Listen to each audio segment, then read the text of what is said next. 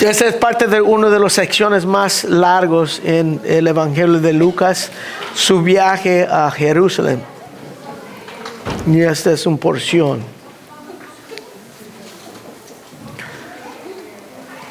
Evangelio de Lucas capítulo 17, voy a leer de versículo 11 a versículo 19. Esto es palabra de Dios. Dice, yendo Jesús a Jerusalén, pasaba entre Samaria y Galilea. Y al entrar en una aldea, le salieron al encuentro 10 hombres leprosos, los cuales se separaron de lejos, y alzaron la voz, diciendo, Jesús Maestro, ten misericordia de nosotros. Cuando los vio, les dijo, id mostraos a los sacerdotes. Y aconteció que mientras que iban, fueron limpiados. Entonces uno de ellos, viendo que había sido sanado, volvió, glorificando a Dios a gran voz, y se postró rostro en tierra a sus pies, dándole gracia a y este era un samaritano. Respondiendo Jesús dijo, ¿no son 10 los que fueron limpiados? ¿Y los 9 dónde están? ¿No hubo quien volviese a diese gloria a Dios, sino este extranjero? Y le dijo, levántate, vete, tu fe te ha salvado. Oremos. Padre, gracias te damos, Señor, por tu palabra. Gracias te damos en la manera que tú nos amas, que nos lo das. Señor, pedimos en este momento que tu Espíritu nos guía, nos ayuda a entender lo que está escrito aquí. Que podemos, Señor, entender verdaderamente cómo dar gracias a nuestro Dios. Pedimos tu ayuda, Señor, que podamos entenderlo, que tu Espíritu lo aplica a nuestra vida, a nuestro corazón y a nuestra doctrina. Y lo pedimos todo en el nombre de Cristo Jesús. Amén. Pues uno de los atributos pecaminosos entre el ser humano, más comunes, uno de los atributos pecaminosos más comunes entre el ser humano, siendo creyente o incrédulo, es el ingratitud. Ingratitud es algo que no se debe ser parte del creyente porque es un pecado. Es un pecado. Y las redes sociales no nos ayudan así en esto, porque siempre están viendo y dando, mostrando todo lo que tienen, todo lo que uno tiene. Y levanta en otros codicia. Ay, yo me gustaría tener esto, más amigos y esto. Y realmente levanta codicia. En creyente y incrédulo igual, levanta codicia. Esta semana vamos a celebrar la cena de acción de gracia en varias casas, como siempre. Vamos a preguntar a cada uno, van a dar vuelta a la mesa o en el cuarto o en la sala, a decir que si pueden compartir por qué estás agradecido en este año. Hay algo en que estás agradecido en este año. Y cada una persona está contando por qué está agradecido en este año. Imagínate si alguien dice, por nada. No estoy agradecido por nada, porque todo es mío y todo yo lo hice. ¿Por qué voy a estar agradecido por algo? Eso no es común. Eso no es común, aún en el más vil pecador da gracias por algo. En el Nuevo Testamento la Biblia habla de la ingratitud como una injusticia. Una injusticia. En 2 de Timoteo capítulo 3, si quieres mirar ahí un momento, hablando de los postreros días en los cuales vivimos nosotros. Nosotros estamos en los postreros días desde que vino Jesucristo a esta tierra, dice Hebreos 1. Dice, también debes saber, versículo 1 de 2 Timoteo 3, debes saber que en los postreros días vendrán tiempos peligrosos, porque habrá hombres amadores de sí mismos, ávaros, vanagloriosos, soberbios, blasfemos, desobedientes a padres y ¿qué? Ingratos. ingratos, impíos, sin afecto natural, implacables, calumniadores, intemperantes, crueles, aborrecedores de lo bueno, traidores. En toda esta lista de pecados y hombres pecaminosos, está los ingratos. Los ingratos, es un pecado, es una injusticia. Entre la multitud de pecados, ahí está la ingratitud y es injusticia. Cuando Pablo describe los que son hechos en la imagen de Dios en Romanos capítulo 1, está describiendo los que dan espalda a Dios. Mira lo que dice en versículo 21 de capítulo 1 de Romanos. Pues habiendo conocido a Dios, no lo glorificaron como Dios. ¿Y qué? Ni le dieron gracia. Ni le dieron gracias. El olvidar a dar gracias a Dios es algo condenable. Por eso en la palabra de Dios, como el Salmo 103 o el Salmo que leyó el hermano, habla de acción de gracias. Nos recuerda que nunca debemos olvidarnos de las bendiciones de Dios, porque son muchos.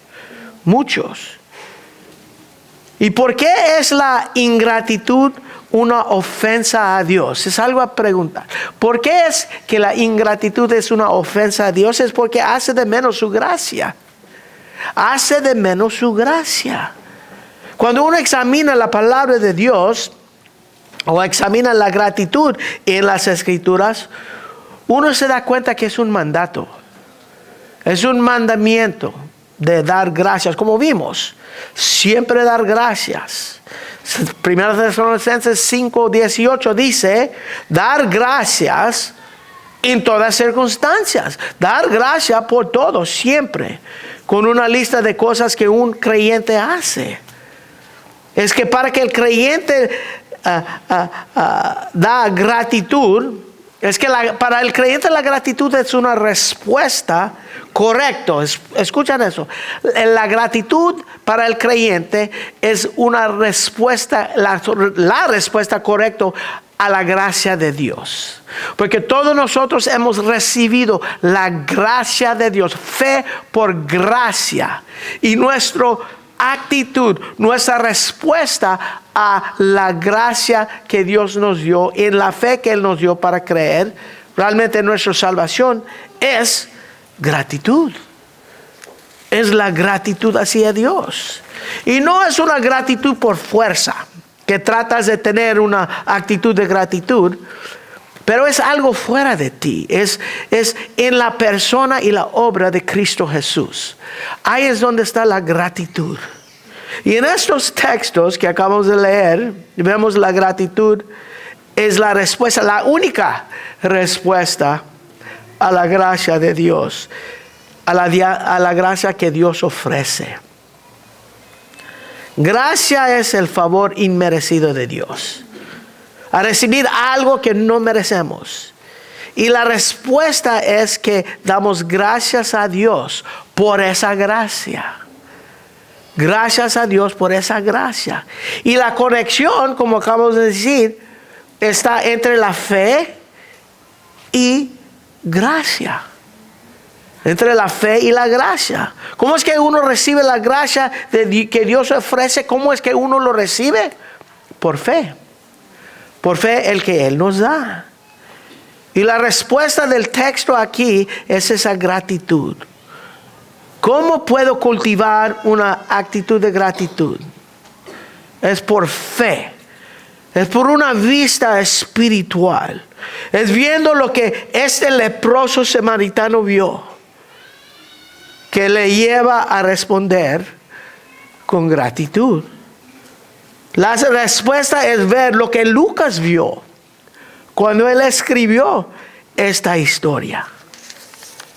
Ahora, aquí el Señor Jesús, en versículo 11, vemos que Él está en ruta a Jerusalén. Es el pasaje entre esta porción que es el porción más largo del Evangelio de Lucas. Yendo por todo Israel, está predicando el Evangelio del reino. Él está predicando el reino. Él es el rey predicando el reino. mostrando compasión, haciendo muchos milagros, sanando, echando fuera demonios, hablando, esperando que la gente responda a Él como su Redentor, su Salvador. Durante estos meses de su ministerio hubo muchas sanidades, muchos milagros. Muchas veces ordenó fuera demonios de ciertas personas. Mucha enseñanza mientras que Él viajaba con sus discípulos. El Evangelio de Lucas escribe 5 milagros. No son todos los milagros que Él hizo durante su ministerio. Hubo tantos que Juan 21 dice que si fue escrito todo lo que Jesús hizo en su ministerio, que este mundo no puede contener, no tendría lugar para todos los libros que se escriben. Tantas cosas que hizo nuestro Señor mientras que Él estaba aquí en esta tierra. Hizo mucho, pero aquí hay un milagro de 10 personas a una vez. Un milagro a 10, una sanidad de 10 personas a una vez. 10 personas con la enfermedad más terrible que hubo en ese tiempo. La enfermedad de la lepra. La sanidad de 10 personas con la enfermedad de lepra. Sanidad al momento, al instante. Y esto muestra es una demostración del poder divino que nadie puede negar. En los tiempos de Jesús nadie negaba sus milagros. Nadie negaba sus milagros. En el ministerio entendían, vieron con sus propios ojos todos los milagros que Él hacía. No negaban sus milagros porque los hacían, los rechazaban a Él, porque Él se estaba mostrando que Él era y es Dios. En Hechos 2:23 dice, 2:22 dice, varones israelitas. Esto es Pedro hablando de Jesús. Jesús Nazareno, no cualquier Jesús, Jesús Nazareno, el que vino encarnado, varón aprobado, ese exhibido por Dios entre vosotros con qué? Maravillas, prodigios y señales que Dios hizo entre vosotros por medio de Él. Dios hizo los milagros por medio de Jesús, como vosotros mismos sabéis. Ustedes los vieron.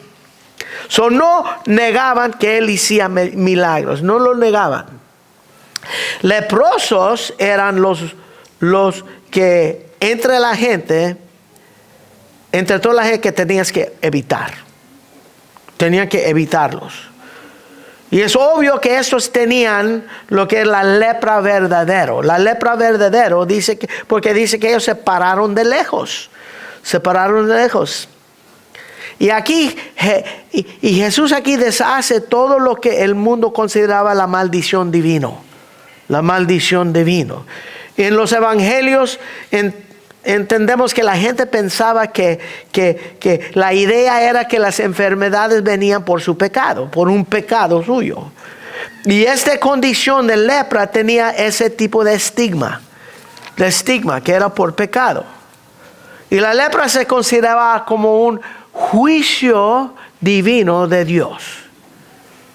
Y aquí está Jesús con compasión, con simpatía, con poder divino, deshaciendo este juicio divino que consideraban de Dios. Eso es lo que hace este milagro más tremendo, porque es algo que solamente Dios pudo hacer. Lepra tenía el sentido general de lepes. Lepes en el griego que habla de varias enfermedades de la piel. Varias enfermedades de la piel. Puede ser de lo más normal hasta el peor, que viene por una bacteria que se llama bacillus.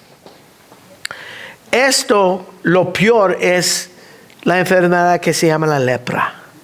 Es una enfermedad tan seria, tan contagiosa, que el Antiguo Testamento era parte de la ley del Antiguo Testamento. Y habla qué es lo que tienes que hacer con una lepra, cómo tratar una lepra, cómo es que uno trata con personas que tienen esta enfermedad. En Levítico capítulo 13 y 14 hay instrucciones que uno tiene que llevar muy cuidadoso para determinar si uno lo tiene y qué tipo de lepra tiene. En capítulo 13 habla de qué es lo que el leproso hace. Capítulo 14 es lo que hace el sacerdote para ver si puede reincorporar a esta persona en la sociedad. Y lo que los hacían eran los sacerdotes. Entonces, eso era algo que ellos hacían, porque ellos eran responsables de la ley. Y si es parte de la ley esta enfermedad, por ser tan contagioso para proteger la población, los sacerdotes eran los que estaban responsables de esto. Si tienes cualquier tipo de enfermedad de tu piel, ibas al sacerdote, pasabas un proceso de todo lo que eran los requisitos de Levítico 13 y 14 para determinar si sí lo tienes o no lo tienes. ¿Ok? Y si tenías la lepra verdadera, eres separado de todo contacto social. Y los únicos con que te podías acercarse son otros leprosos, otros que tenían la misma enfermedad. Porque era lo peor. Tenías que separarte de tu familia y solamente permitido a juntarse con otros de la misma condición que tú. Solamente. Y estos eran de los peores de toda la gente, creyendo que era maldición de Dios. Y por ser maldición de Dios fueron malditos por los hombres. Y Jesús viene, imagínate estar en esa condición. Jesús viene y son sanados. Esto es una sanidad increíble en todo sentido. Esta enfermedad es terrible. Ataca los nervios, el piel, pierdan toda habilidad de sentir. Comienza con una mancha en la cara, luego comienza a extenderse por toda la cara como heridas horribles, tumores. Comienza a hinchar, uno se comienza a hinchar, extiende por todo el cuerpo hasta ataca los órganos íntimos. Los órganos interiores. Es una enfermedad de todo el sistema, donde los dedos de las manos y de los pies se deshacen, no pueden sentir nada. La bacteria se ataca los huesos. Y a veces sin poder sentir, el víctima a veces él mismo se destruye su propio cuerpo, su piel, porque no puede sentir nada, no siente. La bacteria destruye también los ojos a veces, dejándolos ciegos, la voz, la garganta y perdiendo su voz.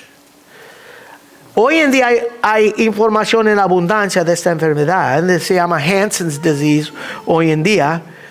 Hoy lo pueden tratar, desde 1982 se me hace que pueden tratar este tipo de enfermedad. Pero en los tiempos bíblicos esto tenía la potencial de destruir toda una ciudad, toda una población. Por eso Dios dio órdenes en cuanto a los leprosos. Dice que sácalos de adentro de toda sociedad, sácalos fuera.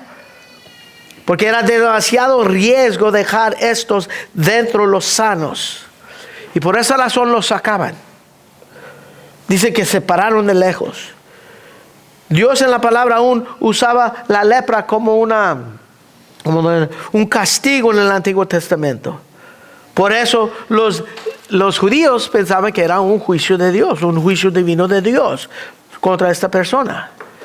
Y en estos tiempos de Jesús hubo muchos leprosos. En Lucas 4:27 dice hubo muchos leprosos. Ser un leproso era lo peor. Religiosamente rechazado, socialmente rechazado en todo sentido. No podías trabajar, no tenías amigos, no religión, no tenías esperanza. Nada de esperanza. Esta enfermedad de lepra es una ilustración de un pecado andando. No hay esperanza. De un juicio de Dios, una vida horrenda. Con esa razón, cuando vino Jesús a esa ciudad, alzaron sus voces. Todos. Lo más que podían. Y dice aquí en versículo 11, yendo Jesús a Jerusalén, pasaban entre Samaria y Galilea. Y al entrar en una aldea, le salieron al encuentro 10 hombres leprosos, los cuales se pararon de lejos. De lejos. Nos dice que ellos tenían lo que era la lepra verdadero. Eso es lo que les hizo extranjeros, los que debían evitar. Esos eran los peores. Quedaron a su distancia. ¿Por qué? Porque así es lo que la ley Levítico dice. Eso demandaba la ley Levítico y también en Números y otros pasajes. Si vamos a Levítico 13, en Levítico 13, versículo 45, dice: y el leproso en quien hubiera llaga llevara vestidos rasgados y su cabeza descubierta y embosado, pregonará: inmundo, inmundo. So está gritando que él es inmundo, inmundo. Versículo 46 dice: todo el tiempo que la llaga estuviera en él, será inmundo. Estará impuro. Y habitará solo. Fuera del campamento será su morada. Tenía que estar lejos de la sociedad. Fuera. Así eran estos 10. Estos 10. Y dice en versículo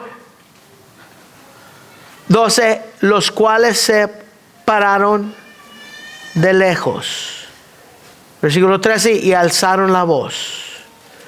Sus voces débiles los levantaron en coro, todos diciendo: Jesús Maestro, ten misericordia de nosotros. Wow. Dicen maestro. Maestro, epístates es la palabra en el griego. Es una palabra de honor. Es una palabra de honor. Habla de uno que tiene autoridad, alguien que es conocido. Habla de autoridad, de poder, conocido, notorio. Ellos sabían quién era Jesús. Ellos sabían quién era Él. Aquí no sabemos por qué. Es una, ¿cómo se dice? Narrative gap. No sabemos cómo ellos sabían quién era Él, pero lo sabían. No sabemos, pero aquí ellos están dando testimonio que han oído de Jesús. Ellos han oído algo de Jesús, han oído de su poder, han oído de sus muchas sanidades, de su reputación. Era notorio que Él tenía poder y esto era su oportunidad. Esto era su única oportunidad a esto, su única esperanza. No hubo curas en ese tiempo. Son hombres desesperados, sin opciones, y dicen a de quien han oído: Jesús, Maestro, ten misericordia de nosotros. Estos claman, estos que están en esta condición, una condición sin esperanza, una condición sin la habilidad de ayudarse a sí mismo, que dependen de algo fuera de ellos para una solución. Por eso claman misericordia. Es una expresión común de gente en todos los evangelios que piden sanidad. Que piden sanidad de Jesús. Y ellos lo sabían. ¿Cómo? No sabemos. Pero sabemos que Él era notorio. Ellos clamaban: Jesús Maestro, ten misericordia de nosotros. Y Él les dice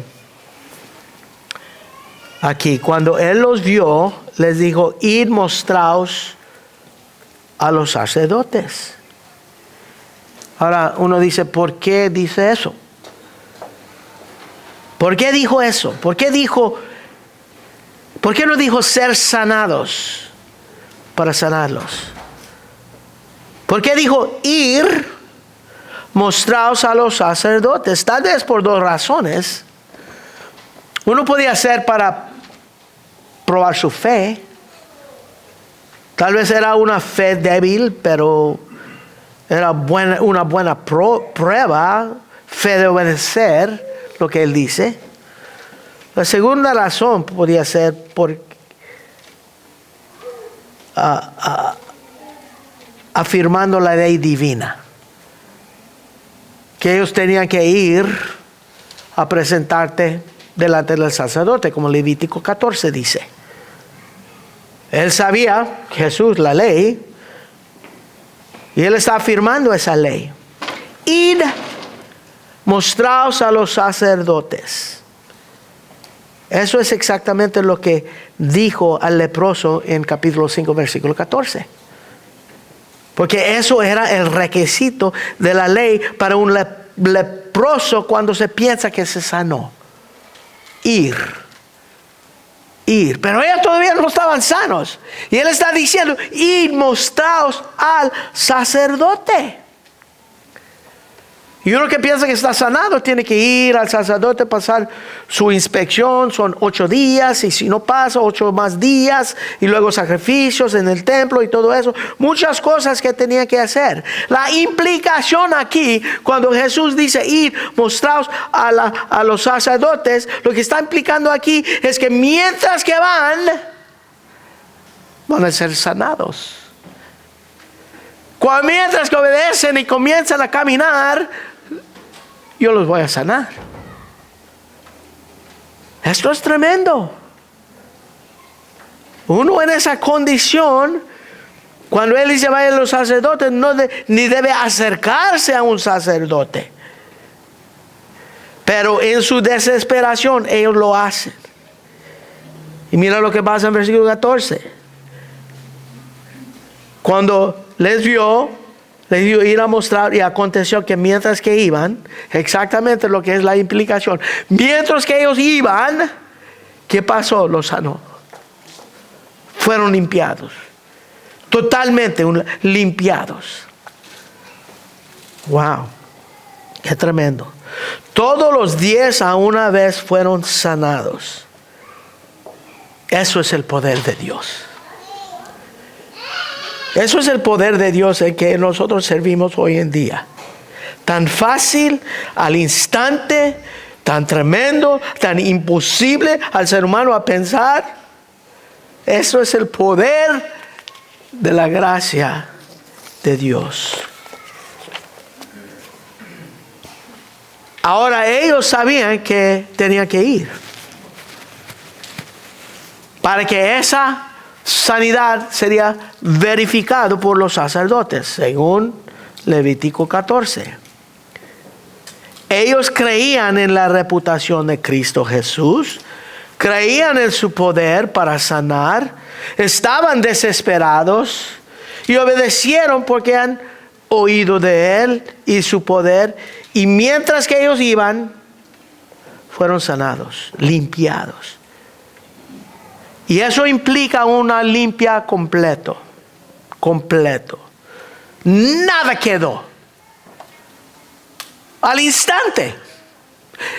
Eran de los peores porque tenían que acercarse de lejos. Eran de los peores que tenían la lepra verdadera. Y al instante, limpios. Los 10. ¡Wow! Imagínate ellos 10 mirándose uno al otro diciendo, wow, qué tremendo, qué increíble. Increíble. Todos ya caminando, todos sanados, luego algo pasa. Algo pasa en versículo 15. Entonces uno de ellos, viendo que había sido sanado, volvió.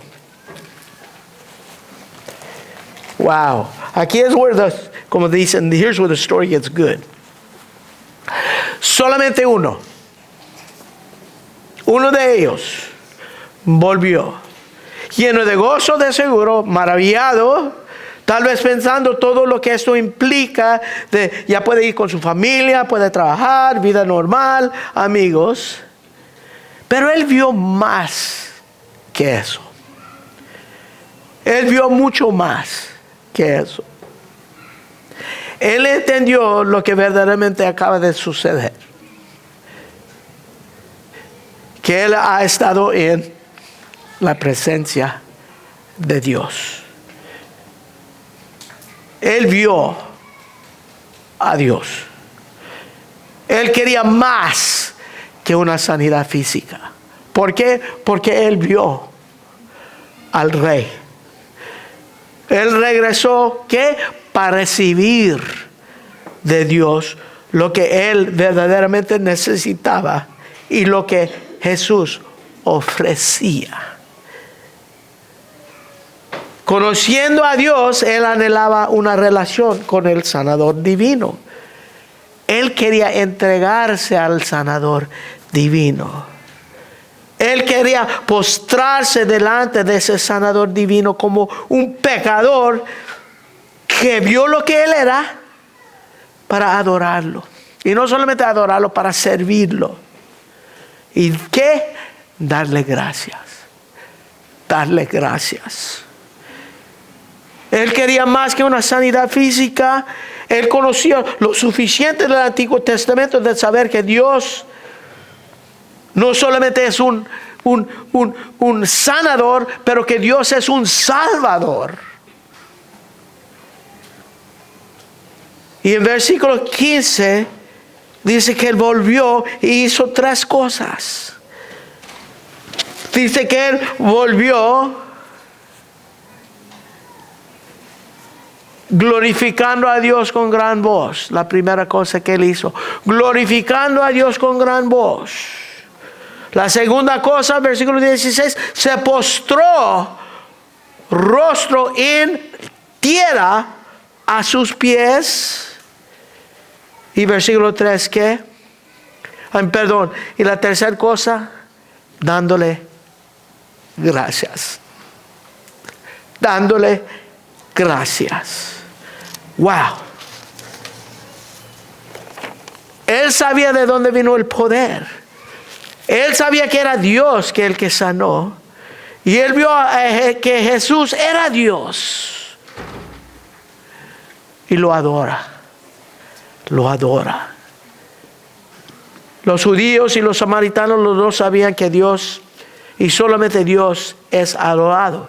Aunque ellos adoraban en diferentes lugares, los samaritanos en Monte Gerizim y los judíos en Jerusalén.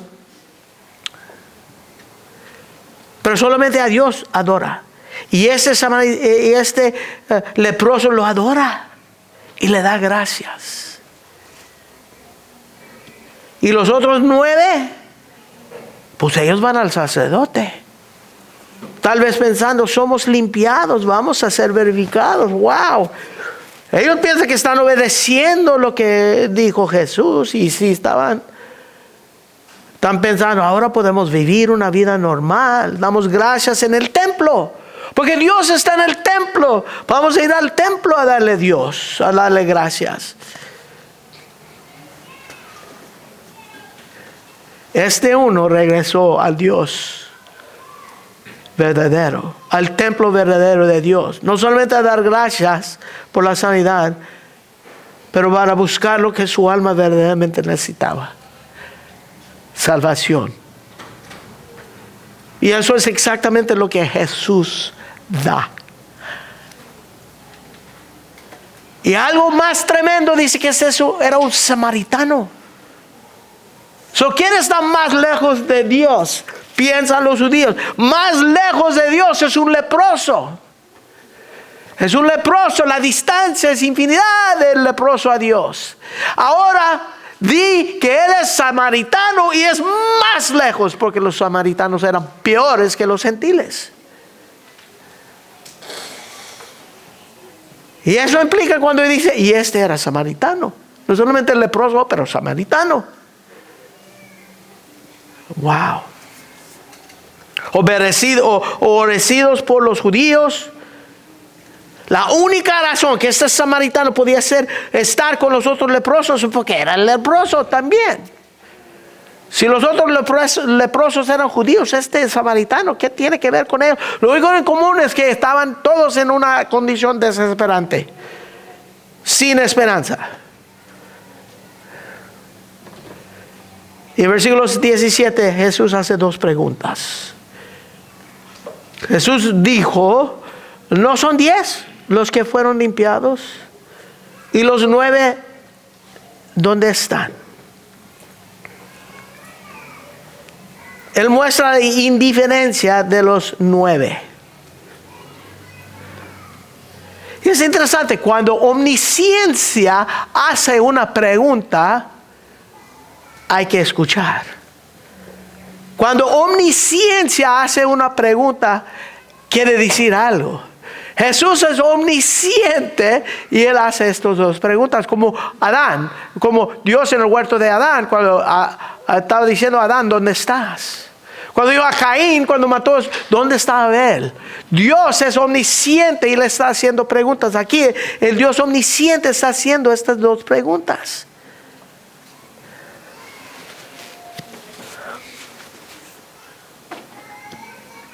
Dice, ¿no son 10? ¿Y los 9 dónde están? Porque ellos ya no necesitaban a Jesús.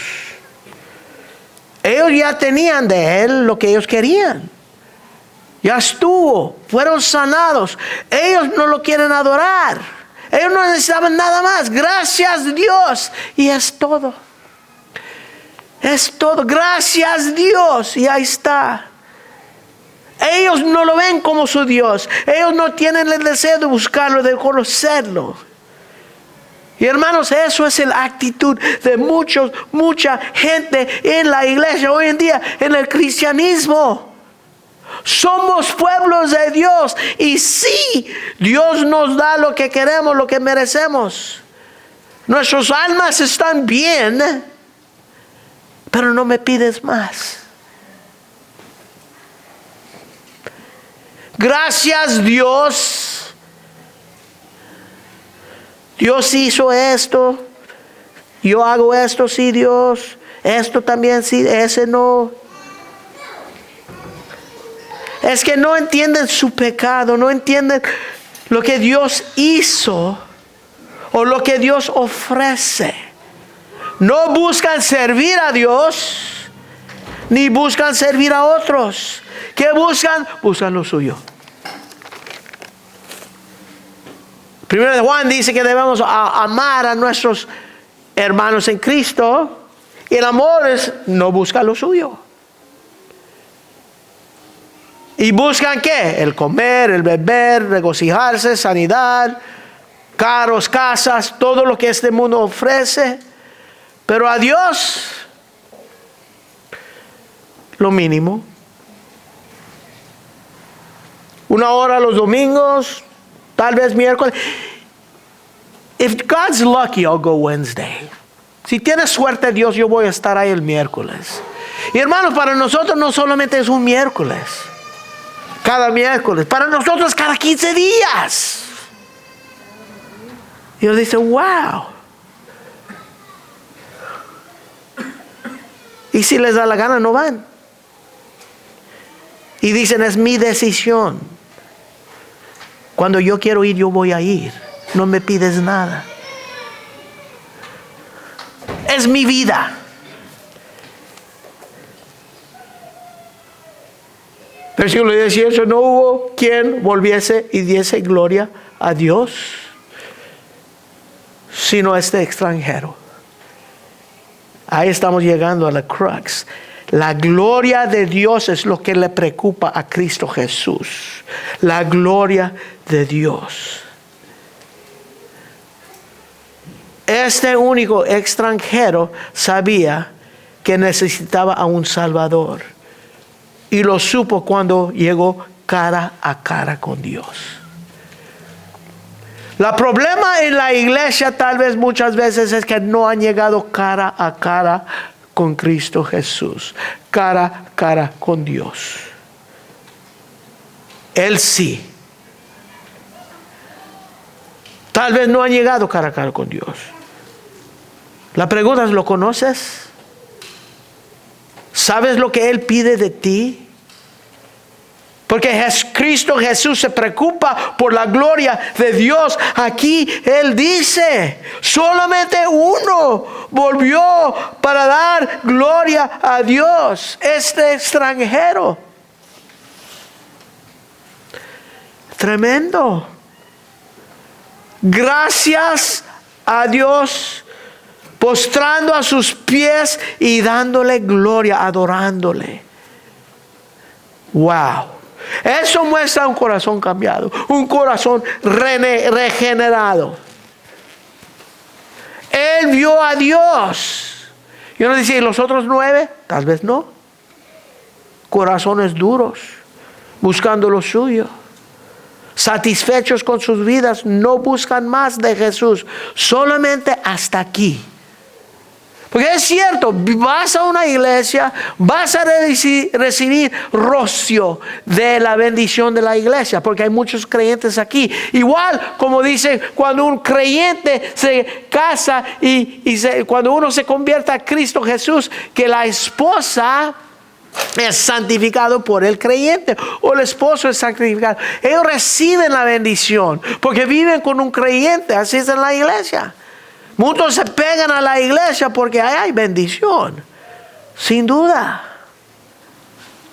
Pero lo único que Jesús ofrece que es permanente es vida eterna. Versículo 19 dice, y le dijo, Jesús le dice, levántate, vete, tu fe te ha ¿qué? Salvado. Salvado. Wow. Tu fe era una fe diferente, más grande fe. Tu fe te ha salvado. 10 leprosos y uno salvado. ¿Y qué es la diferencia entre los 10? Uno era salvo, su vida fue cambiada. Los otros su vida fueron cambiados, diferentes, pero este de adentro tuvo la fe que salva. Esto es el segundo milagro en la vida de este leproso. Primeramente fue sanado y ahora fue salvado. Wow. Y los 9, pues danos comida, danos bebida, líbranos de demonios, milagros, pero no te esperas que te vamos a adorar, no esperas alabanza, servicio. Gracias sí te podemos dar, pero no esperas que nosotros te vamos a tratar como nuestro Dios, nuestro Señor. Este hombre se postró a la tierra, a los pies de Jesús, y lo adoró.